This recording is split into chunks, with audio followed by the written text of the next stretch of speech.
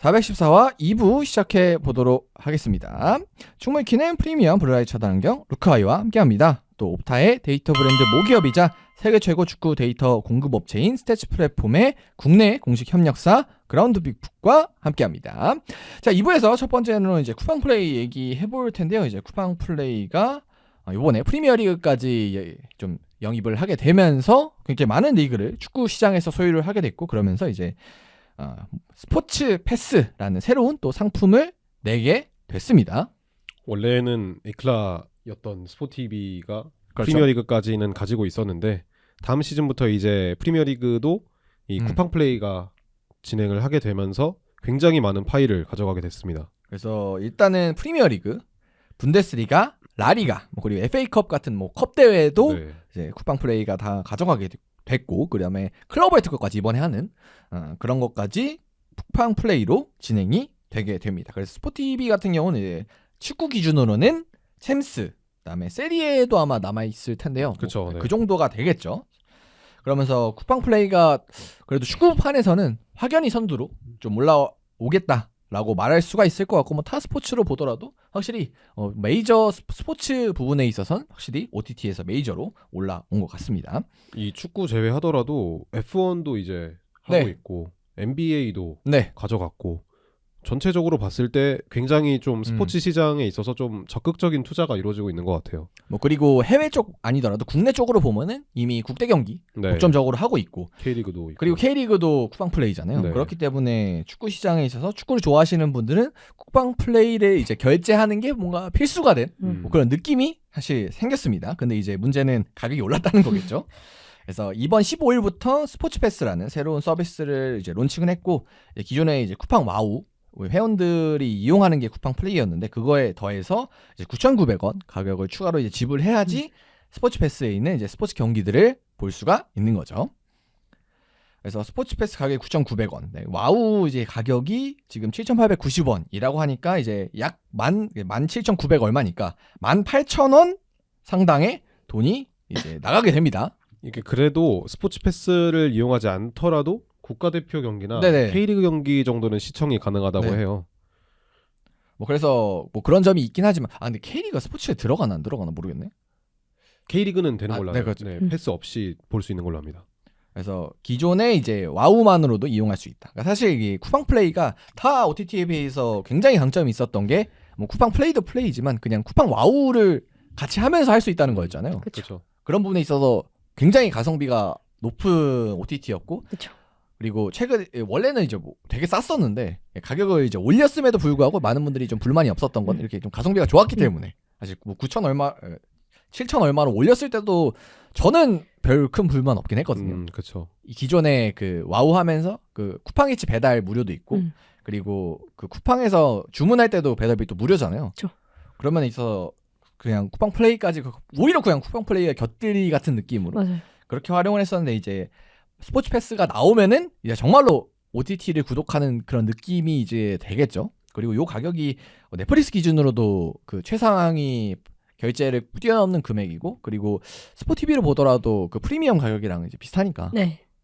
사실 스포티비를 통해서 축구를 보시던 분들이 쿠팡 플레이로 이동을 해서 돈을 내는 거니까 큰 차이가 없다고 처음에는 느껴졌는데, 생각해보니까 챔스를 봐야 되잖아요. 그러면 이제 스포티비를 어쨌든 끊을 수 없는 상황에서 추가 결제를 해야 되는 거니까 축구 팬들에게는 조금 손해가 발생한 것이 아닐까 싶습니다. 그래서 한 9,900원 정도, 원래 이제 쿠팡 하시던 분들 기준으로 따지면은 9,900원이 이제 추가로 들어가게 된다라고 보시면 될 것 같습니다. 사실 저야 다 보니까, 그다음에 저는 또 축구 말고도 다른 것도 많이 봐서 어차피 스포티비도 하고 요거도 하긴 할 건데, 근데 축구만 봤을 때는 어떤가요? 과연 요게 쿠팡을 해야 되냐, 아니면은 이제 오히려 그냥 스포티비를 안 하시는 분들도 계시긴 할 거고. 그렇죠. 근데 일단은 처음에 이 시스템이 도입이 됐을 때 되게 좀 혼란스러웠던 걸로 알고 있거든요. 이게 딱 도입이 됐을 때 15일에 F1 경기가 하고 있었어요. 네네. 근데 이제 중간에 갑자기 이게 론칭이 되면서 보던 사람들이 못 보는 사람들이 갑자기 이 9,900원 안 내면 못 보는 상황이 됐던 걸로 알고 있거든요. 그런 부분에 있어서 이 팬들 입장에서는 좀 일처리가 아쉽다라고 평가를 할 수도 있을 것 같아요. 뭐 그리고 이제 또 조금 논란이 됐던 거는 이제 결국 와우를 한 사람들에 한해서 이 스포츠 패스 결제가 가능하기 때문에 그런 면에 있어서 이제 뭐 예를 들어 와우 결제 1일인데 뭐 요번에 15일에 런칭이 됐으니까 네. 15일에 바로 결제하신 분들은 이제 다음 달 1일에 와우를 취소하면은 이 스포츠 패스 같은 경우는 15일만 이용하고 이제 취소 당하는. 그러니까 이게 같이 취소가 된다고 해요. 자동으로. 와우를 취소하면 자동으로 스포츠 패스가 취소되는. 뭐 이렇게 그다음에 그 비는 기간에 대한 환불 이런 것도 그 약관 찾아보니까 없는 것 같고요. 그래서 이 두 개를 동시에 활용을 하려면은 뭔가 이 날짜를 잘 맞춰야 된다. 이거는 그냥 근데 개인적인 바람은 그냥 와우 결제할 때 같이 이게 선택사항으로 넣어주면은 네, 될 텐데. 근데 좋을 지금은 따로 텐데. 아예 따로 되어 있더라고요. 그렇죠. 네. 근데 이게 이렇게 시작을 해버리면 또 이게 중간에 바꿀 수는 없는 애매한 그렇죠, 상황이 예. 되잖아요.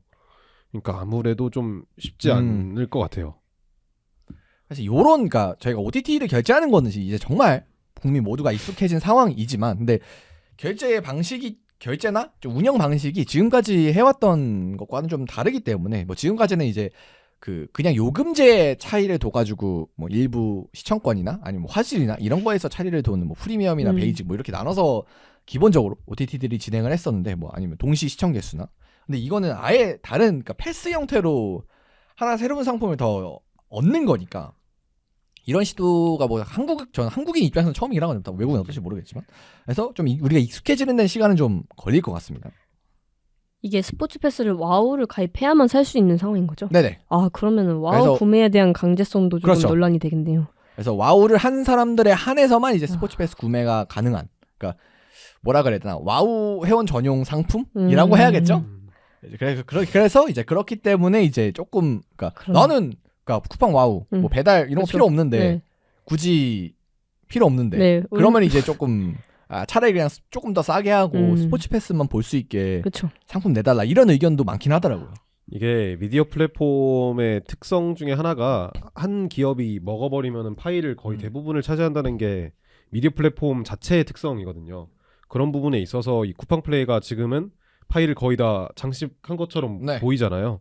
그렇기 때문에라도 쿠팡 플레이가 조금은 배짱 장사를 해도 되는 상황이에요.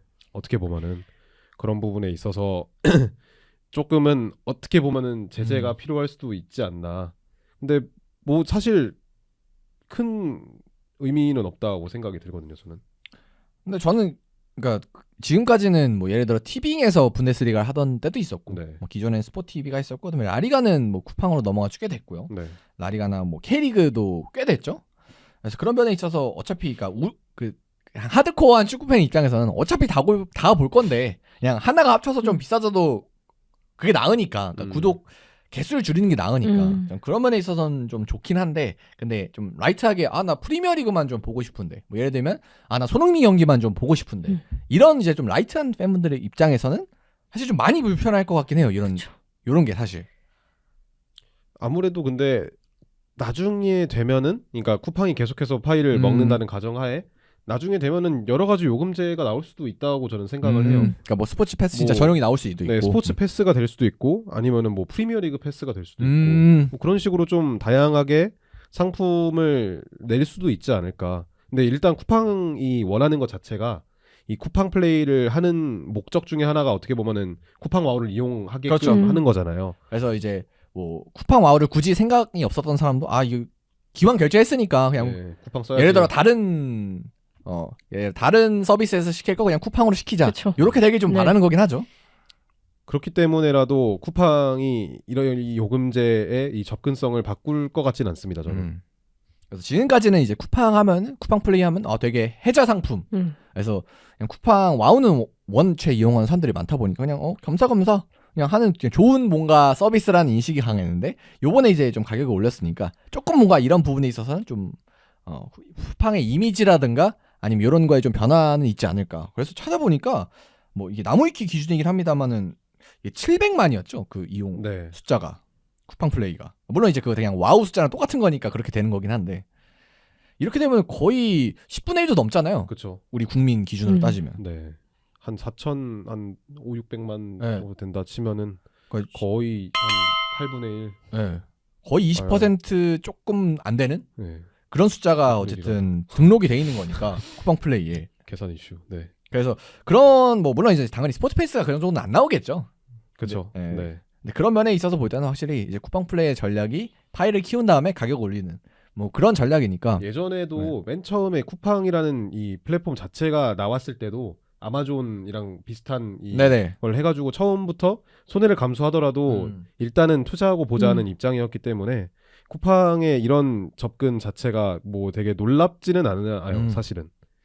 근데 이제 이게 그냥 유통업계뿐만 아니라 이제 스포츠로 넘어오니까 우리 네. 입장에서 좀 체감이 많이 되는 거고, 그래서 저야 어차피 하긴 할 건데 그래서 이런 부분에 있어서 너무 비싸다 뭐 이런 생각을 가져도 이상하진 않은 것 같아요.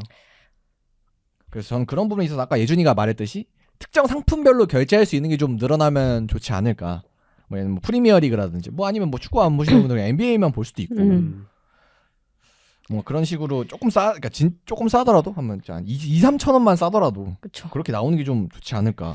그러니까 스포티비에서 뭐 EPL을 보던 그 숫자를 그대로 와우에 데려와도 그 이익이 남는 건데 거기서 와우를 기존에 쓰지 않던 사람들이 다시 와우를 쓴 것에 대한 이익이 더 늘어나는 거잖아요. 그걸 아마 노리고 한 것 같은데 사실 이렇게 되면 부담스러운 가격이라고 저도 생각을 해서 진짜 특정 중계권을 위한 패스가 나오면은 진짜 좋을 것 같아요. 뭐 하다못해 진짜 토트넘 경기만 볼 수 있는 패스. 토트넘 패스. 네, 이런 것처럼 이렇게 나와도 그 중에 와우가 없는 사람들은 또 가입을 할 거란 말이죠. 그런 측면에서 가격을 조금 낮추고 다양한 선택권을 제공하는 것도 좋은 방법이 될 것 같습니다. 사실 해외 OTT 같은 경우에는 이렇게 그러니까 스포츠 OTT 같은 경우에는 뭐 경기별로 이제 판다거나 아니면은 뭐 리그별로 판다거나 아니면 진짜 팀별로 판다거나 이런 사례가 뭐 많긴 하잖아요. 그렇죠. 네. 그렇기 때문에 뭐 추후가 되면은 뭐 이렇게 할 수도 있고 뭐 그렇게 되긴 하는데 이제 문제는 어쨌든 쿠팡이 이미 다 먹었기 때문에 쿠팡의 결정이다. 네. 그러니까 예를 들어 이건 쿠팡이 이제 해주는 거지 사실 우리가 감나라 배나라 하기가 좀 어려운 그렇죠. 그런 상황이긴 합니다. 이미 좀 쿠팡이 잠식을 해버렸기 때문에. 뭐 사실상 통보죠. 네. 네. 올리겠다. 네. 아무 이제 우리는 이제 선택해야 되죠. 보거나 아니 내거나. 네. 아니, 안 보거나 내거나. 그러니까 소비자 입장에서는 이 약간 왜 반독점법 이렇게 생기는지 요즘 좀 체감하고 있는 것 같아요. 스포츠에서도. 근데 저는 일단 이 가격까지는 낼 것 같아요. 저도 낼 것 같아요. 네, 뭐 이 정도는 뭐 제가 뭐 돈이 그렇게 많은 건 아니지만 당연히 이 정도까지는 뭐 그래도 욕 한마디 해도 저는 당연히 이 정도는 낼 수 있을 것 같습니다. 근데 여기서는 좀 갈릴 것 같은 게 과연 이제 쿠팡 플레이 하면서 이 챔피언스리그를 위해서 과연 스포티비를 볼 것이냐. 이거는 조금 사람마다 다를 것 같거든요. 어때요? 원래 이제 세리아 팬들이면 일단은 뭐 그거는 이제 보시겠죠. 네.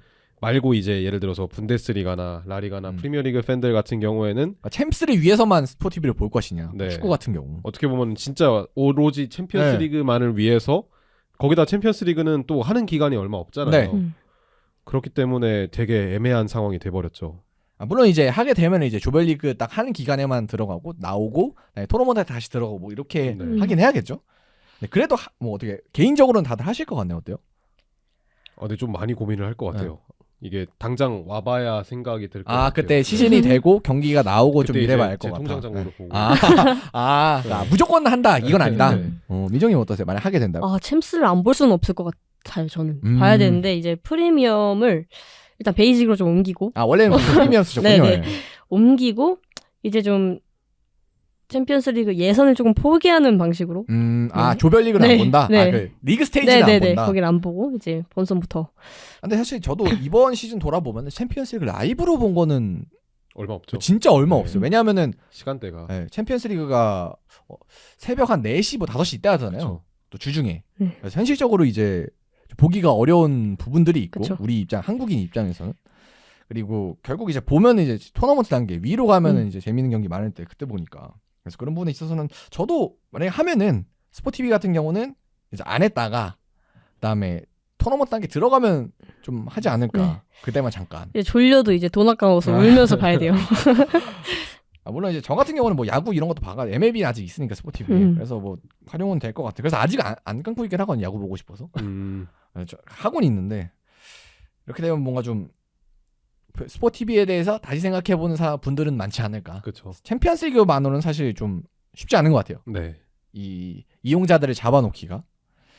그런 부분에 있어서 이제 스포티비는 앞으로 어떻게 좀 생존 전략을 펼지 뭐 그런 것도 좀 지켜봐야 될 것 같고 뭐 그래서 일단은 다음 시즌은 거의 우리가 쿠팡 위주로 축구를 보려면 좀 챙겨봐야 되는 뭐 그런 상황이 일단은 된 것 같습니다. 그래서 뭐 여러분들도 뭐 쿠팡 요 관련해 가지고 의견 있으시면 많이 남겨주시면 또 저희가 반영해서 또 새 컨텐츠가 나올 수도 있는 거니까 뭐 좋다 나쁘다 뭐 할 거다 말 거다 뭐 이런 얘기 좀 많이 남겨주시면 좋겠네요. 자 그러면 다음 주제로 한번 넘어가 보도록 하겠습니다. 다음 주제는 프리미어리그의 트렌드에 관한 얘기인데 요거는 이제 프리미어리그 공식 홈페이지에 있는 그 기사를 참고해서 좀 가져왔고요. 그 중에 있어서도 좀 우리가 주목할 만한 그런 부분들만 저희가 따와서 따로 또 그라운드 위크에서 자료를 받아서 좀 준비를 해봤습니다. 그래서 올 시즌의 프리미어리그에서 굉장히 그 기사에 있었던 주목받는 트렌드 중에 하나가 패스 숫자가 줄었다라는 얘기부터 저희가 시작을 해보도록 하겠습니다. 그래서 저희가 스탯을 이제 보여드릴 텐데요. 여기 스탯을 보시면은 이제 맨 아래에 있는 게 이번 시즌 스탯입니다. 그래서 그 바로 위에 있는 23-24 시즌이랑 비교를 해보시면은 맨 왼쪽에 있는 90분당 패스 시도 숫자에서 확실히 지난 시즌보다 패스 숫자가 확연히 떨어진 게 눈에 보입니다. 지난 시즌이 이 평년보다 늘어난 것도 맞지만 이번 시즌이 줄어든 것도 맞거든요. 그리고 이 줄어든 폭도 지난 시즌에 올라간 폭보다 큽니다. 그렇죠. 그래서 한 25개 정도? 약으로 따지면 대충 따지면은 뭐 그 정도 줄어든 것 같고요. 그래서 굉장히 이제 패스 시도 숫자가 줄었다 이렇게 보시면 될 것 같고 그리고 이제 그에 반해서 패스 성공률이나 전진 패스 비율은 크게 차이가 나지 않습니다. 또한 이제 어태킹 서드로의 패스 시도 숫자도 줄지 않은 거 보면은 확실히 이제 좀 한 번에 가는 다이렉트한 패스가 좀 많아졌을 것 같다. 이거는 이제 뭐 추측입니다만 그렇게 생각할 수가 있는 것 같아요. 그렇죠. 아무래도 그런 부분이 제일 클 것 같아요. 그래서 생각해 보면은 이제 프리미어리그 한정으로 보면은 이 트렌드 자체가 좀 더 점유율보다는 좀 더 직선적으로 가는 이제 대세가 약간 프리미어리그의 흐름이 만들어졌다. 여기까지 있을 것 같은데 약간 체감적으로 좀 공감을 하시나요? 그러니까 좀 빠르게 가는 팀들이 많아졌다. 일단은 그 흔히 말하는 빠르게 가는 팀의 약진이 좀 두드러진 시즌이지 않았나. 그러니까 팀 빠르게 가는 팀들의 성적이 좋아졌다. 네, 뭐 대표적으로 노팅엄이 있겠고, 네네. 말고도 뭐 본머스나 브라이튼, 브렌트포드 같은 팀들이 전체적으로 다 속공을 지향하는 그런 팀들이거든요. 그렇죠, 이 팀들이 다 성적이 7, 8, 9, 10 이 순위고, 뭐 뒤에 있는 크리스탈 팰리스 같은 경우에도 조금은 공격을 빠르게 작업한다는 그렇죠. 점을 생각해봤을 때. 아무래도 이런 팀들이 잘 나갔고 그리고 맨체스터 시티나 아니면 뭐 토트넘 같은 팀들이 예년보다 좀 좋지 못한 성적을 거둔 점도 큰 영향을 주지 않았을까라고 생각이 됩니다. 제가 체감하기에도 그런 것 같은데 저는 이게 좀 압박과 관련이 있다고 생각이 드는데요. 네. 전방 압박을 시도하는 팀들이 늘어나면서 2선과 3선 사이가 벌어진 것을 활용한 롱볼에 집중하는 팀도 늘어나고 미드진이 굉장히 탄탄한 팀을 상대할 때에는 1대1로 싸우기보다는 지키고 있다가 뒷공간을 노리는 그런 전술도 굉장히 많이 보여졌기 때문에 아무래도 다이렉트한 공격이 더 늘지 않았을까 싶습니다. 그래서 확실히 그러니까 이렇게 빠른 공격을 하는 팀들이 늘어난 것도 있고 뭐 그리고 빠른 공격을 이제 하게 된 그러니까 말씀하셨던 압박 때문에 빠른 공격을 하게 된 팀들도 많고 뭐 그리고 뭐 리버풀 같이 기존에는 이제 점유를 좀 이제 가져가는 팀이었으나 조금 더 이제 다이렉트한 플레이를 하는 팀들도 있고 뭐 아니면 이제 맨시티 같이 좀 점유에 있어서 잘 나가던 팀이 성적이 좀 떨어지게 되면서 이 수치에 많이 기여를 못하게 된 뭐 그렇게 된 부분도 뭐 분명히 있긴 할 거고요. 그래서 여러 가지 이제 포인트들이 가미가 돼서 결국 이런 스탯이 나왔고 뭐 결국 정리하자면은 좀 더 이제 다이렉트하게 좀 가게 됐다 일단. 이렇게까지는 우리가 결론을 내려도 될 것 같습니다. 그리고 뭐 어쨌든 이어지는 느낌이긴 한데 이 패스와 더해서 이 속공에 관련해서도 좀 유의미한 좀 스탯 차이가 났는데요. 이번 시즌에는 득점으로 이어진 속공 스탯과 슈팅으로 이어진 속공, 그러니까 속공에 있어서의 이 공격 지표가 굉장히 눈에 띄게 상승을 했습니다. 그래서 당장 이제 지난 시즌과 비교를 해 보더라도 득점 개수에 있어서는 약 30개. 그리고 패스 숫자에서는 오히려 100개가 넘는 숫자가 또 속공 슈팅 숫자에 있어서는 100개가 넘는 숫자가 더 예년 시즌보다 생산이 됐습니다.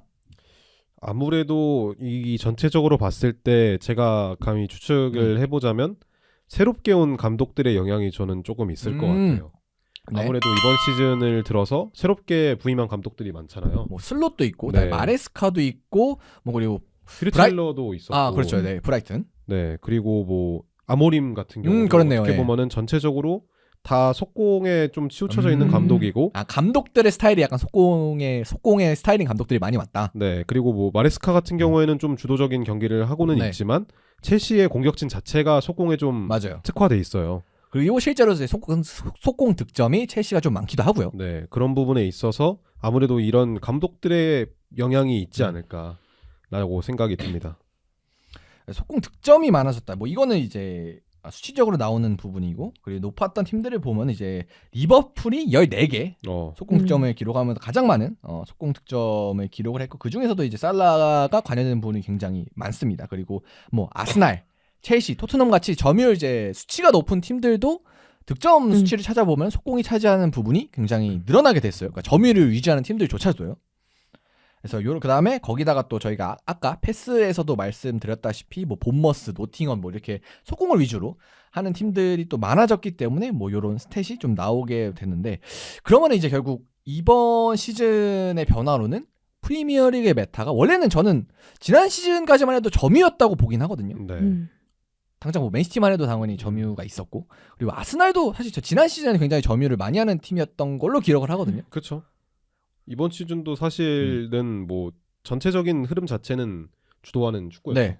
뭐 그렇긴 했는데, 저는 아스날 같은 팀도 조금 그래도 뭔가 다이렉트하게 하는 부분이 많아졌다라고 생각은 들거든요. 주요 경기들에서. 특히 다비드 라야가 오고 나서 되게 많아졌죠. 롱볼 하고 그다음에 공중볼 올려서 때려 넣고, 네. 세트피스 적극적으로 활용하고, 이런 부분이, 그러니까 아스날은 원래 그런 이미지는 아니었거든요. 되게 좀 네. 세밀한 느낌이었다면 최근에 들어서는 좀 많이 피지컬적인 부분을 활용하는 부분이 많아지긴 했죠. 그런 면에 있어서 봤을 때는 확실히 뭔가 트렌드가 변화하는 그런 흐름이 있는 것 같은데, 민정님한테도 맨시티를 주로 팔로우를 하시니까 맨시티 팬 입장에서 봤을 때는 뭔가 이런 게 좀 더 체감이 될 것 같거든요. 그러니까 원래는 이제 맨시티가 트렌드를 가장 앞섰고, 지난 시즌까지만 해도 주도하고 좋은 성적을 냈던 팀인데, 올 시즌은 저희가 과르디올라에 관한 여러 가지 얘기도 했습니다만 조금 이제 트렌드와 조금 다른 팀이었거든요, 맨시티 혼자. 그렇죠. 네. 이게 다 연관된 이야기이긴 한데, 맨시티가 이번에 경기력이 좋지 않았던 이유도 상대의 수비력이 굉장히 좋아졌다고 생각을 해요. 수비 조직이 전보다 수비에 신경 쓰는 팀이 굉장히 많아졌어요. 강팀들도 공격도 잘하지만 수비를 더 열심히, 아스날 같은 경우도 최소 실점이잖아요, 리그. 네. 그래서 수비에 더 집중을 하다 보니까 이제는 가둬놓고 패도 뚫을 수가 없는 조직력이 완성됐어요. 그래서 맨시티가 굉장히 어려움을 겪었는데, 그래서 이제 효율적으로 득점을 하려면 속공 옵션을 가지고 있어야 된다. 이렇게 생각을 합니다.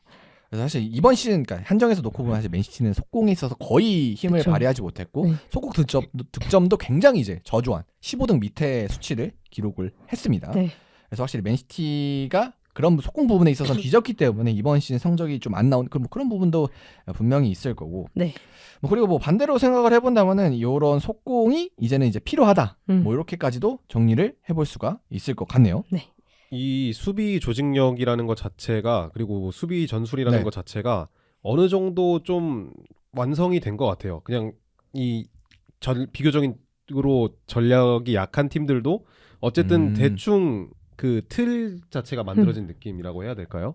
속공을 그러니까 속공이란다. 이 수비를 함에 있어서. 수비를 함에 있어서 내려섰을 때. 그렇기 때문에 어떻게 보면은 강팀들이 이 주도를 함에 있어서도 이 비교적 이제 획일화된 수비를 뚫어내지 못하는 상황들이 많아졌고, 그런 상황에 있어서 이 감독들이 조금은 대처로 꺼내든 게 전환이라고 생각이 들어요.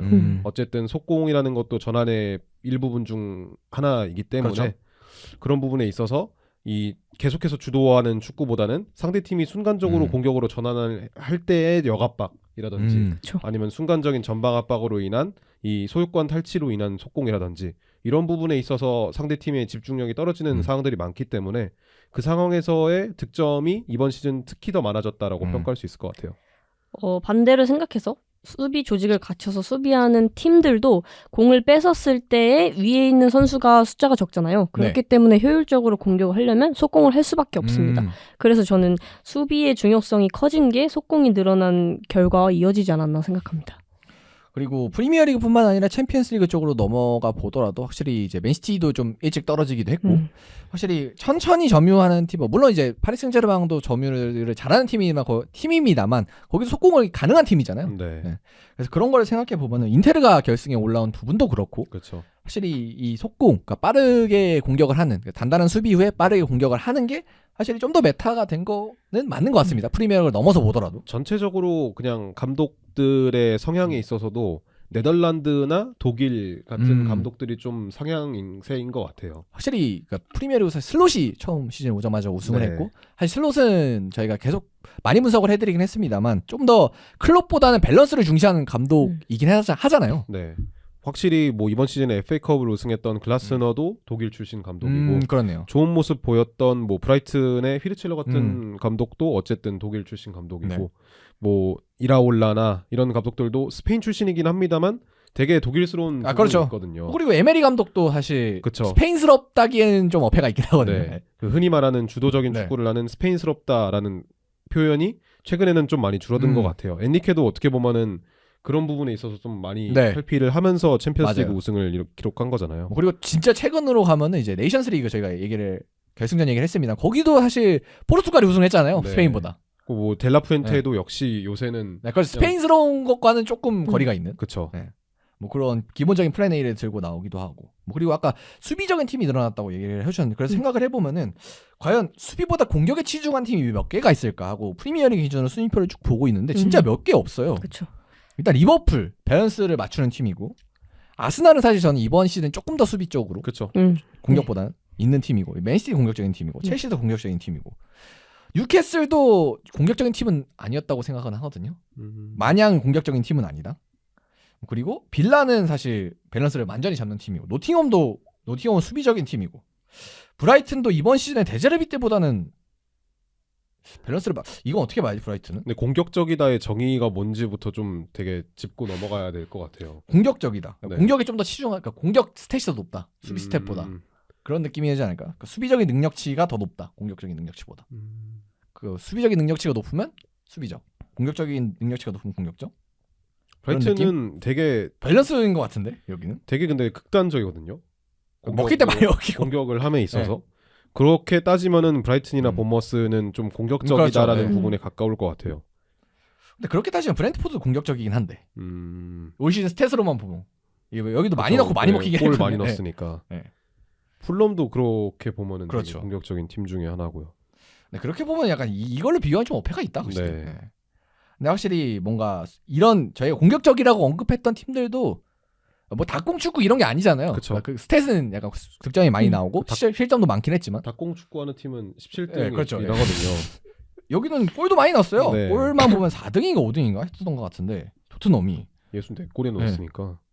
그러니까 결국 이제 이렇게 득점을 많이 하고 실점을 많이 하는 축구는 조금 그렇다 요즘은. 뭐 그렇게도 말을 할 수가 있을 것 같고. 뭐 어쨌든 이 속공이 늘어나게 되면서 확실히 이제 맨시티를 위주로 뭔가 하나하나 만들어가는 점유를 하나하나 해나가는 축구는 조금 지나간 것 같고 이제는 조금 더 템포가 빨라졌는데 과연 이제 그리고 이게 결국은 네이션스 리그 이 국가대표 경기까지도 결국 그런 트렌드가 유지가 되어 오고 있으니까 어쨌든 지금은 이제 그런 트렌드인데 과연 다음 시즌에는 이게 좀 유지가 될지 아니면 또 새로운 또 스타일이 나올지 봐야 될 것 같은데 근데 웬만하면 좀 유지가 되지 않을까요? 감독들이 안 바뀌니까.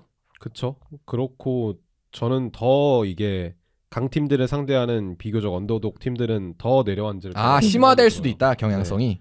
뭐 그렇기 때문에라도 감독들이 더 많은 숫자를 투자해서 공격적으로 나설 수도 있지만 그거보다는 조금 더 리스크가 없는 전방 압박이나 아니면 역 압박 상황에서의 탈취 후 득점을 노리는 부분이 많아지지 않을까라고 생각이 들기면. 하긴 요즘은 이제 강팀들도 지공 상황에서 많은 숫자를 두는 건 좀 경계하는 느낌이긴 하더라고요. 네. 그래서 오히려 이제 답답한 경기가 많이 나오는 부분도 있긴 하고요. 그게 어떻게 보면은 경기 수의 증가랑도 좀 연관을 지을 수 있을 것 같아요.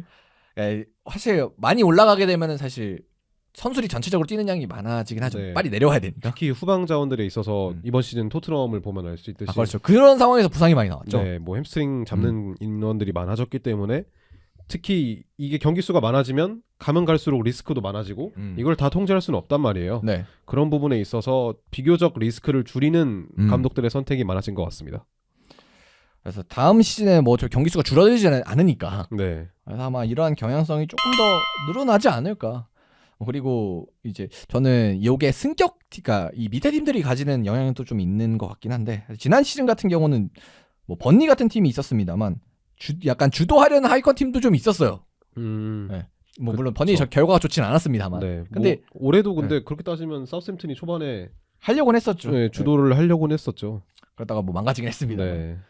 그래서 밑에 팀들이 과연 얼마만큼의 약간 스탯을 뽑아내냐. 사실 저는 이 어태킹 서드로의 패스, 뭐 아까 저희 패스 이런 거 부분 했습니다만 하위권 팀들이 기여를 하는 바가 분명히 있을 거라고 생각은 하거든요. 그렇죠. 그 팀들은 어쨌든 후반 이제 시즌 막판으로 가서는 거의 그냥 때려 넣을 수밖에 없는 좀 그런 흐름도 좀 있었기 때문에 그래서 과연 다음 시즌에는 하위권 팀들이 뭐 어떤 모습을 보여줄지도 뭐 이런 스탯 증감에 있어서 좀 영향이 미칠 것 같고 근데 확실한 거는 이제 계속 말씀드리다시피 조금 더 축구 트렌드는 다이렉트하게 가는 것 같다. 그래서 이런 포인트로 좀 축구를 앞으로 보실 때 또 보시면 굉장히 재미있는 포인트가 될 것 같고 그리고 이제 마지막으로 해볼 얘기가 스로인에 관련된 얘기입니다. 스로인에 관련돼서도 좀 비약적인 스탯 상승이 있어서 저희가 가져와 봤는데요. 스로인에 있어서는 이제 이번 시즌 이제 스로인 관련 득점이 굉장히 상승을 했습니다. 예년 시즌에 비해서는 11개나 상승을 했네요. 되게 많이 오른 수치잖아요, 이게. 네. 스로인 자체는 줄었는데 그리고 키패스 스로인도 그러니까 슈팅으로 이루어진 스로인도 어떻게 보면 줄었는데 득점으로 이루어진 스로인은 늘었어요. 이걸 어떻게 해석을 해야 될지 되게 궁금하거든요. 그래서 일단은 이 그라운드 빅풋 쪽에서 자료를 제공해 주신 대표님 말씀에 따르면은 그러니까 좀 길게 던져서 바로 슈팅을 하는 그런 스로인의 형태는 줄어들었지만 이제 빌드업을 활용한 그런 스로인의 형태가 늘어나면서 뭐 이런 스로인 관련된 득점 수치가 높아졌다. 사실 이 득점을 이루는 스로인이 결국 정확하게 저희가 어떤 기준으로 뽑은 건지 모르겠는데 결국 이제 그냥 상식적으로 생각해 보면은 그냥 스로인 던지고 그게 이어져서 그쵸. 득점이 되면은 이런 스탯이 나오게 되는 걸 거잖아요. 그쵸. 물론 네. 이게 네. 터치 제한이 있는지 아니면은 뭐 그냥 수비 라인에서 스로인 한 것도 빌드업해서 가면은 뭐 인정을 주는지 그런 건 모르겠습니다만. 그러니까 스로인을 네. 하고 그 공이 뭐 상대에게 넘어가지 않고 네. 이어서 득점까지 네. 완성시켰다는 거잖아요. 네. 저는 좀 한 시퀀스의 퀄리티가 올라갔다고 생각이 들거든요. 그 뺏기지 않고 연속적인 활동을 통해서 우리 소유권을 이어서 득점까지 했다. 이렇게 좀 생각이 듭니다. 뭐 그리고 스로인 같은 경우도 요즘은 코치도 많이 주잖아요. 그렇죠. 네. 뭐 제가 아스날 팬이라서 그런 것도 있겠지만 아스날도 되게 스로인을 독특하게 가져가는 팀 중에 네네. 하나거든요. 그런 부분에 있어서 옛날에는 스로인 그냥 바로 앞에 던져주는 그런 형식이었다면 그냥 점유 유지 이상도 이어도 아니었죠. 아니면 네. 이제 뭐 막판에 급할 때 막 롱스를 던지고 네, 뭐 그 정도. 로리델라 네. 같은 그런 자원들이 아니라면 그냥 소유권을 유지하는 데 집중을 했다면 스로인도 어떻게 보면 세트피스의 일환으로 되게 치부하는 팀들이 많아졌기 때문에 그런 부분에 있어서의 조금은 상승이 일어난 게 아닐까라고 추측을 해볼 수 있을 것 같아요. 그리고 이 스로인이 좀 중요한 게 스로인은 옵사이드를 영향을 안 받잖아요. 네. 그래서 멀리 던질 수 있다고 가정했을 때는 확실히 어택 서드에서 했을 때는 저는 상당히 위협적인 장면이 많이 나왔다고 기억을 하거든요. 뭐 그리고 뭐 그냥 챔피언스리그 토너먼트 단계 같이 그냥 극단적으로는 그냥 때려 넣는 사례들도 있고 스로인은 앞으로 사실 스로인이 그 소유권을 이어가는 데 있어서 의미가 있지만 스로인을 던지는 순간에는 상대 팀보다 우리 팀이 숫자가 한 명 적은 거잖아요. 필드 안에. 그렇죠. 그래서 이게 과연 유리한 전술이 맞냐에 대한 이야기가 꽤 있었던 걸로 알아요. 근데 소유권을 이어갈 수 있기 때문에 또 공이 나갔을 때 본인이 것이라고 우기고 싸우는 경우도 굉장히 많은 건데 소유권을 이어가야만 그 유리함이 이어진다고 생각을 해서 공을 안 뺏기는 게 굉장히 중요한 게 요즘도 좀 두드러지고 있는 것 같아요. 그 부분이. 분석을 할 때에도 스로인이 굉장히 다양하게 공간을 만들어주고 공을 받고 하는 패턴이 늘어나고 있습니다. 뭐 그리고 요게 타스포츠긴 합니다만 농구를 생각해 보면은 농구도 그 밖으로 나갔을 때 한 명이 이제 적긴 한데 사실 그 나가는 상황을 잘 활용하는 팀들도 굉장히 많고 뭐 그리고 이제 나중에 클러치 상황이 되면은 공이 나갔을 때 그런 어떤 특정한 패턴을 통해서 슈팅을 만들어내는 그런 장면도 굉장히 많은 거 보면은 확실히 축구에서도 뭐 농구만큼은 아니겠습니다만 잘 활용을 하면은 이렇게 패턴을 통해서 그러니까 저는 그거에는 확실히 도움이 된다고 보거든요. 그러니까 당연히 빌드업해서 짧게 만들어가는 거에서는 뭐 오히려 킥이나 아니면은 프리킥 상황이 더 좋겠지만 스로인으로서 한 번 돌려놓고 크로스를 올리는 데는 전 스로인이 되게 도움이 된다고 생각을 해서 그래서 그런 부분에 있어서는 그러니까 크로스를 잘 올리기 위한 시퀀스에서는 약간 농구같이 농구에서의 전술을 많이 착안을 하면은 조금 더 스로잉 퀄리티 있는 스로잉을 좀 시도할 수 있지 않을까 뭐 그런 생각도 듭니다. 굉장히 좋은 네. 아이디어인 것 같습니다. 그리고 실제로 요즘 축구에서는 농구 전술을 착안하는 사례도 많잖아요. 맞아요, 그렇죠? 맞아요. 네. 뭐 펩 과르디올라 같은 네. 경우에도 되게 NBA 많이 본다고 했었고 미식 축구나 네. 이런 전술을 많이 참고한다고 음. 알려져 있죠. 그래서 그러니까 공을 정지된 상태로 또 진행하는 구기 종목들도 많으니까 네. 그래서 스로인이 이런 부분에 있어서 뭐 도움을 줄 수도 있을 것 같고 확실히 요즘은 이 스로인까지도 뭔가 잘해야 된다. 그래서 물론 이게 결국 20개가 퍼센트로 따지면 0.18%인가 그럴 거예요. 20개 득점이. 네. 그래서 크다고는 할 수는 없는데 근데 결국 이게 쌓이면은 결국 한 골 한 골이 그렇죠. 예, 리그를 진행하는 데 있어서는 승격 강등, 뭐 챔피언스 리그나 유로파냐, 그렇죠. 아니면 뭐 우승이냐, 준우승이냐, 뭐 이런 걸 가릴 수도 있기 때문에 확실히 요즘은 그냥 세트피스 코치뿐만 아니라 스로잉 관련해서도 전문가가 이제 아마 유럽의 강팀들에게는 하나씩은 무조건 들어가지 않을까. 그리고 이게 스로잉은 완전히 이 축구하는 데 있어서 다른, 그러니까 특별한 거잖아요. 손으로 던지는 게 없으니까 축구는. 그렇죠. 그래서 이것도 그 방법이 있다고 하더라고요. 멀리 아니면 좀 빠르게 잘 가려면. 네. 그래서 이런 거에 대한 트레이닝도 확실히 조금 더 중요해진 뭐 그런 느낌이 될 것 같은데 그래서 다음 시즌부터는 뭐 스로인의 전략과 관련해서도 뭔가 얘기가 좀 많이 나오는 때가 되는 것 같습니다. 확실히 이 세트피스에 있어서 최근에 되게 비약적인 발전이 있었던 것 같기는 해요. 특히 뭐 앞서 언급해 주셨듯이 농구나 아니면 미식축구나 이런 공이 정지되어 있을 때 시작하는 스포츠들이 구기 종목들이 꽤 있잖아요. 그런 감독들과의 정보 공유가 되게 많다고 네. 저는 들었거든요. 네네. 뭐 되게 또 아스날 얘기긴 하지만 아스날의 미켈 아르테타 감독도 그 같은 크랭케 사단에 LA 램스랑 네. 뭐 그 감독들이 있는 단톡방이 따로 있다고 하더라고요. 네네. 네. 그래서 뭐 이거를 아이디어를 공유한다 이런 말이 있었는데 확실히 세트피스에 있어서도 이제는 그냥 결코 무시할 만한 부분이 아니다라고 이야기할 수 있을 것 같아요. 그리고 요게 결국 20개 득점밖에 안 되지만 지난 시즌에 비하면 11개나 또 상승을 한 거니까 네. 그래서 이런 부분이 다음 시즌에도 이어질지도 좀 봐야 될 것 같고 뭐 그리고 이제 요 기사에서 이 스로인 장면 소개할 때 대표적으로 나온 팀이 이제 브렌트포드였거든요. 또 브렌트포드가 세트피스에 있어서는 좀 일가견이 있다고 다들 이제 알려져 있는 팀이기 때문에 그 팀에 있었던 뭐 프랭크가 토트넘에 와서 과연 토트넘도 이런 세트피스에서 이제 신경을 쓸 것이냐. 사실 토트넘이 세트피스 이제 신경 안 쓴다는 건 좀 유명하잖아요. 근데 작년에 꽤 많이 넣었을 거예요. 그러니까 넣는 건 많이 넣는데 네. 수비에서 이제 아. 좀 하자가 좀 많았죠. 그래서 그런 부분에 있어서 이제 포스테코글루 감독이 신경 안 쓴다 세트피스 그런 얘기를 이제 인터뷰에서도 하고 그랬으니까 뭔가 물론 이제 프랭크가 온다고 다 좋아지는 건 아닙니다만 그렇죠. 네. 그래도 프랭크는 좀 더 신경을 쓰지 않을까? 라는 생각은 좀 들긴 합니다. 좀 더 신경을 쓰긴 하겠죠, 확실히 그런 팀에 소속돼 있었으니까. 맞습니다. 그래서 토트넘 같은 팀이 만약에 좀 더 감독이 세트피스를 신경을 썼을 때 어떤 특정한 변화가 있다면 모든 감독이 이제 세트피스를 그러니까 본인 개인의 선호도가 아니라 그냥 신경 써야 되는 무조건 신경 써야 되는 그런 시대가 올 수도 있을 것 같습니다. 이렇게 미래를 생각해 보면은 말이죠. 그쵸. 그래서 뭐 이런 부분도 있을 것 같아서 다음 시즌도 이렇게 뭐 속공에 관한 부분이나 아니면은 이 스로인에 관한 부분, 뭐 아니면 더 나아가서 세트피스에 관한 부분, 뭐 이런 게 될 수도 있고요. 그래서 그런 부분을 좀 더 보면은 축구를 보는 포인트가 좀 더 많아진 것 같아요. 최근에 보면 확실히. 맞습니다. 네. 그래서 다른 스포츠와도 연계가 돼 있으면 이제 뭐 그런 것과 비교해서 이제 뭐 볼 수도 있겠고 뭐 그런 부분도 많으니까 확실히 이런 것들을 포함해서 보면 재밌을 것 같고 그래서 저희도 처음 생각했던 것보다는 이 옵타 그 그라운드 빅4 자료를 쓸 때가 되게 많은 것 같아요. 생각해보면. 그래서 다음 시즌은 조금 더 이번 시즌에 저희가 처음 했으니까 다음 시즌의 경기들을 보면은 좀 더 다채롭게 좀 활용을 할 수 있지 않을까? 네. 뭐 그런 생각도 드는 것 같습니다. 그래서 다음 시즌에 좀 더 다채롭게 저희가 잘 활용을 해보도록 하겠습니다.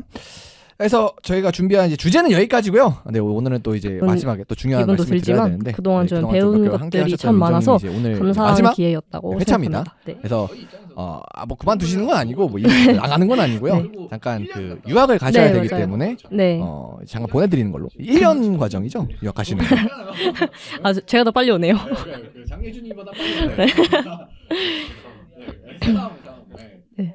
그래서 우선 좀 좋은 기회를 주신 현승님께도 감사하고 경성님, 예준님께도 너무 그동안 함께 해주셔서 감사했다는 말씀을 전하고 싶고요. 그래서 뭐 저희 더 입장에서 성장해서 좋은 곳에 가서 좋은 걸 또 배우고 하겠습니다. 오시는 거니까. 또 그동안 그리고 1년 제 갔다 축구 오시고 일단 이야기를 계획된 건 들려주셔서 그렇잖아요. 감사했고 뭐 지금까지 1년이면은 충분히 사실 군대 가는 친구들도 기공정했습니다. 있는데 그거에서 짧잖아요.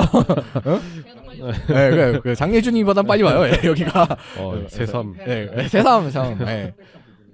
지금까지 저희와는 관점이 다르다. 생각해서 적극적으로 현생이가 추천한 부분도 있고 제가 받아들인 부분도 있는데 저희는 기존에는 전화 뭐 예준이나 아니면 뭐 갔던 이제 군대 떠나도 장예준도 그렇고 조금 비슷해요. 우리가 오래 해서 비슷해진 것도 있긴. 사실 민정님은 당연히 이제 잘 해주셨지만 특히 저희가 영입해야겠다, 그다음에 모셔야겠다라고 생각했던 부분은 지금까지 저희와는 좀 관점이 다르다라고 생각해서 사실 적극적으로 현생이가 추천을 한 부분도 있고 제가 받아들인 부분도 있는데 저희는 기존에는 그 전화 뭐 예준이나 아니면 뭐 갔던 이제 군대를 떠나도 장예준도 그렇고 조금 비슷해요. 우리가 오래 해서 비슷해진 것도 있긴 할 수 있을 것 같은데 그다음에 축구를 좀 더 이제 축구 팬적으로 본다고 해야 되나? 그런 부분이 좀 강했던 것 같아요. 그러니까 경기도 이제 경기 그냥 내용도 사실 뭐 저희가 분석을 많이 하기는 합니다만, 그러니까 뭔가 이게 축구 팬적이라는 걸 어떻게 봐야 될지 모르겠는데 조금 더 이거 어떻게 표현해야 될까요? 하여튼 제가 시선이 비슷하다는 거죠. 어쨌든. 네. 그리고 좀 더 예를 들어 A가 얘기해도 B가 얘기해도 이거 결국 똑같은 말. 그렇게 되는 부분이 좀 많았는데 확실히 좀 다른, 아무래도 민정님 같은 경우는 축구 정보나 이런 부분들보다 경기 자체에 좀 더 집중하시는 스타일이시다 보니까 그래서 새로운 시각을 좀 제가 많이 받은 것 같아서 굉장히 인상적이었고, 그리고 민정님이 준비하시거나 뭐 아니면 뭐 밖에서 한 말씀을 들어보면 확실히 분석, 그러니까 축구 데이터 분석, 그다음에 뭐 이 전력 분석관이라고 하죠. 그런 분들이 이 축구 팬들과 어떻게 축구를 다르게 보냐 이런 것도 조금 많이 알 수 있었던 것 같아요.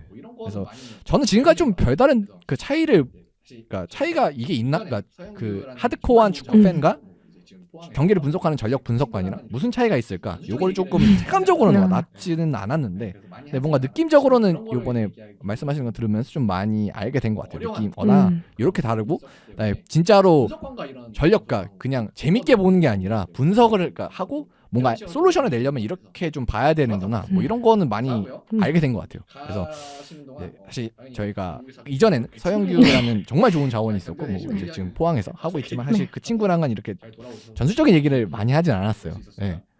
그래서 많이 하지는 않았고 그 친구가 그런 거를 얘기하기를 조금 어쨌든 조금 어려워하는 그런 부분도 있었기 때문에 사실 분석관과 이런 방송을 한 거는 또 처음이기 때문에 확실히 저희 입장에서도 새로운 시각을 또 얻을 수 있는 것 같아서 감사합니다. 좋았던 것 같습니다. 그래서 감사하고요. 가시는 동안 당연히 영국에서 왔기 때문에 어렵겠지만 우리 좀 잘 견뎌내시고 1년 빡세게 좀 하고 잘 돌아오셔서 또 좋은 기회로 또 다시 뵐 수 있었으면 좋겠습니다. 자, 저희 방송에서 정리하고요. 저희는 또 저희 둘은 또 계속 하니까 그래서 다음 주부터 또 돌아오도록 하겠습니다. 자, 이번 주는 물러가고요. 또 다음 주에 돌아오도록 하겠습니다. 감사합니다. 감사합니다.